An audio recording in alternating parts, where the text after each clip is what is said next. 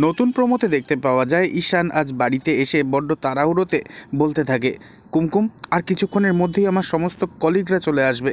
সমস্ত খাবার রেডি তো? টেবিলের ওপর চাপা দেওয়া খাবারের ঢাকনা খুলে ঈশান দেখে বলে ওঠে, এগুলো তো সব কন্টিনেন্টাল খাবার। তখন ঈশানের মা বলে, এগুলো তো সব আমরা বানিয়েছি। ও ওই সব কন্টিনেন্টাল খাবারের ব্যাপারে কি জানে? হ্যাঁ, একটা লেবার ক্লাসের মেয়ে, তুই আমাকে বলে যেতে পারতিস। তখন ঈশান বলে, তোমাকে কেন বলবো মা, আমি তো আমার বউকে বলে গেছি। আমার বন্ধুরা সবাই আসলে বাঙালি কুইজিন খেতে চাইছিল, এখন আমি কি করি? তখন কুমকুম বলে, চিন্তা করবেন না সাহেববাবু, সব ব্যবস্থা হয়ে যাবে।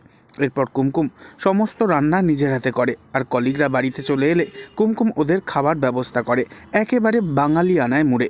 মাটির থালায় কলাপাতা দিয়ে তার উপর সাজিয়ে দিতে থাকে তুলাইপঞ্জি চালের ভাত, শিউলি পাতার বড়া, চুই ঝাল দিয়ে শিম দানার ডাল, চিংড়ি মাছের মাথা দিয়ে কাঁঠাল বীজ ভর্তা, চুনো মাছের বাটি চচ্চড়ি, তিল বাটা দিয়ে মেটের ঝাল, আর আমড়ার টক মিষ্টি চাটনি এবং আমের লুচি পায়েস। এই সমস্ত খাবার খেয়ে ভীষণ খুশি হয়ে যায় ঈশানের সমস্ত কলিগরা। আর এই দেখে তো মনে মনে খুব রেগে যায় ঈশানের মা।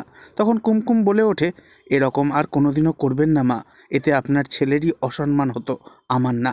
এ কথা শুনে ভীষণ বিরক্ত হয় ঈশানের মা। তবে কি হবে আগামী পর্বে, নেক্সট আপডেট জানতে এক্ষুনি সাবস্ক্রাইব করে আমাদের সাথেই থাকুন। ধন্যবাদ।